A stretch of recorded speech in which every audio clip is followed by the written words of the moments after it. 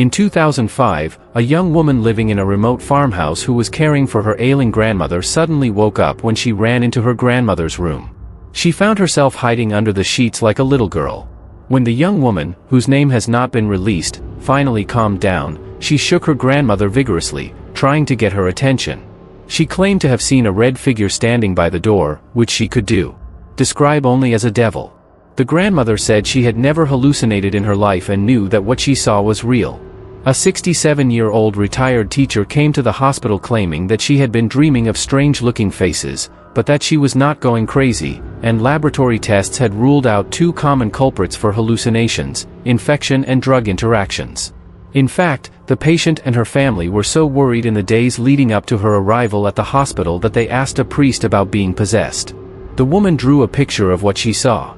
She saw faces with large teeth, eyes, ears, and a long, horizontal shape, like a football. It was confirmed that the woman had a condition called Charles Bonnet syndrome. Patients with this syndrome may see small people and animals, bright, moving shapes, or distorted faces. These hallucinations are completely visual. No words accompany them. In 1995, a man named Toma Kata had recently lost his mother to cancer.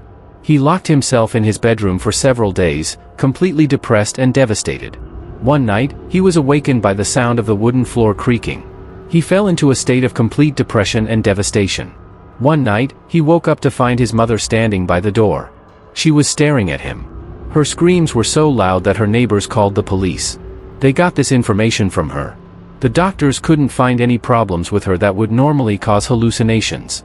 As far as anyone knows, she never saw her music. Since this happened when I was really young and I lived alone with my single mom, she would always come to check on me every time. Heard something. I looked up in my closet. My mom was at the foot of my bed. She told me to go back to sleep. Then she went into my closet and pulled the door until it would open. She stood there and the door opened a little. I remember seeing her eyes wide open and looking at me. I laughed like any little kid. I would do that in these situations and then fall asleep after a while. The next morning as I was eating cereal, I asked my mom why she had been hiding in the cupboard last night. She stopped and looked at me with a surprised and worried look. She said she hadn't been home all night. At first she assumed someone had broken into the house, but soon she realized it was some kind of hallucination or dream. I have had two more hallucinations since this experience, neither of which were as vivid or terrifying as this one. I used to be a truck driver and used to drive late into the night. I usually drank my coffee to get me through the night and it still happened. Tonight is still hard, but I haven't had any coffee and things haven't been going very well. I almost fell asleep several times while driving and I managed to save myself from being completely swept away because the truck was pulling over to the side of the road. Just when I thought I was regaining consciousness, I saw a black figure coming up the road. On the way to the truck I swerved a little to avoid the statue and couldn't do much wrong. I had to come to a complete stop to regain my composure.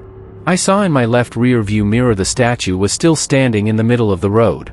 I'm not usually one to confront anyone in any situation, but something drew me to get out of the truck and tell the man what was on my mind. But when I got out of the truck there was no one there. I think I was the only person on this road. Miles later I started my journey and about 5 miles down the road I drove and fell asleep. I think my mind was playing tricks on me that night, but I don't know why my brain would create such a horrible image. I'm 133 years old. I've never really had a sleep problem. In fact, I was very sleepy. It happened on a Saturday morning. When I woke up the night before I couldn't move or even wake up. All I could control was my eyes, and when I moved my eyes I could focus. In the corner.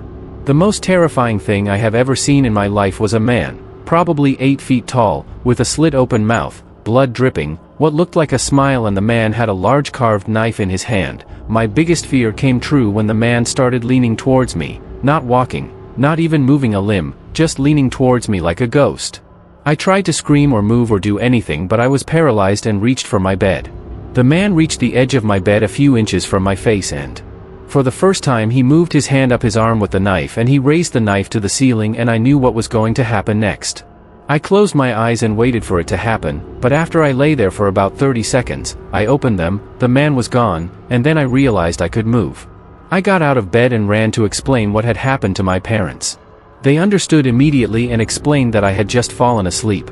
Paralysis, I don't know why. It was something so terrifying, but the fear was real, and I can still remember the man's face to this day. A single mother and I worked 2 jobs. I always have to hire a sitter to look after my 3-year-old son. I have to drive far from my second job, and a few times I almost fell asleep behind the wheel of a car due to fatigue. One night I felt like I was going to sleep, so I pinched myself and shook my head, trying to do anything to wake myself up. There was no light. The highway made things worse, and then I heard a laugh from behind. I looked in the mirror and saw my 3-year-old son looking at me in the back seat. I hit the brakes and looked in the back seat and saw nothing. 10 seconds later the sitter called and said he had fallen down the stairs and broken his ankle. I woke up completely after that and still came home quickly today. I still believe it because it means there is something about a mother's sixth sense. This is the most terrifying thing that has ever happened to me with their children. I live in a village but not a deserted area. I had many neighbors who were quite close. There was still forest all around, although I was home alone as usual. When I heard a scream from the woods late one night, I went out into my yard with a flashlight, just to take a look through the trees. It was late at night, no one was awake yet and all the lights were out, the light shining through the trees. When the light fell on a tall figure twice my height, it had a kind of long trunk hanging from its face, which went down to its waist like an elephant. It was moving towards me in a kind of terrifying march. All I could see was black, no color. I walked back into my room and closed the door, stared at the thing, but it was gone. It had completely disappeared. I still sincerely hope that what I saw and heard was only in me. You can see some strange things when you are tired, but for the purpose of this story I was not tired. My family and I went on vacation to a resort in a very rural area of Pennsylvania to make the atmosphere more eerie. There weren't many young people there. It felt like an adult resort for me and my brothers to hang out at. But then one day as I was walking outside the main lodge of the resort, for some reason I looked up at a window on the second floor and saw a teenage girl staring at me. She looked so pretty from a distance that she was quite pretty. I waved to her but she didn't react, so I left. But I was so bored that day that I was sitting on the swings in the small playground at the resort. Just then I saw the same girl again. She was a little away from me by the side of the playground near the tree line, and she was standing there looking at me. Because my hormones were controlling my body. So I got off the swing and started walking towards her. As I approached her I realized that she wasn't as pretty as I thought. There was something about her face that just created a horrible expression. I can't put my finger on it, but if I had to say, I think it had to do with her eyes and face. I will say when I got halfway to her, she completely turned around, and I mean she ran off into the forest. I completely stopped in my tracks. This girl seemed like a weird stalker. The rest of the time I didn't see her. On the first day at the resort, I thought about her, miles away, as I drove home, thinking that if I had followed her into the woods, I might have fallen asleep too, even though there was something in her mouth. But then what I saw made my heart sink, staring straight ahead. The same girl was standing by the tree line on the side of the highway, and as we passed her, I saw her head turned in such a way that she was always looking at me, even through the colorful minivan. I asked my parents if they had seen her and they just said no. I accepted that it was all in my head and that the girl was never there. I can say from experience that sleep paralysis is the scariest thing you can go through. I was 19 at the time, and like most people I had experienced sleep paralysis 3 times in my life, but one terrible night it happened for the 4th time, and it was much worse than any other time. I opened my eyes just as the morning sun was beginning to see its light through my open screen, but I found myself unable to move. It was already a hellish enough experience, but what I saw was just an emotionally scarred experience where a little girl was standing next to the wall staring at me. At least I assume she was, because her eyes were black. Anyone's neutral reaction would be to scream and lash out or attack, but there was nothing I could do.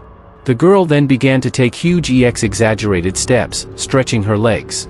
More than humanly possible, she reached my bed and stopped, and finally she threw her hands around my throat and squeezed, and I couldn't breathe. She was choking me, and in reality I could not breathe. I thought I was going to die and I couldn't do anything about it. I was completely helpless, and then just as I felt as if I were taking my final gasps, my hands jerked up and I hit myself in the face. The girl was gone and I was fully awake. I felt like I had been underwater for a whole minute, gasping for air. I had been genuinely cut off from breathing in air. But that wasn't even the scariest part. What I find the most terrifying, and you can only understand if you've experienced something like this yourself, was watching that little girl with her hands around my throat, choking me almost to death, and just sitting there watching and feeling it, unable to do anything.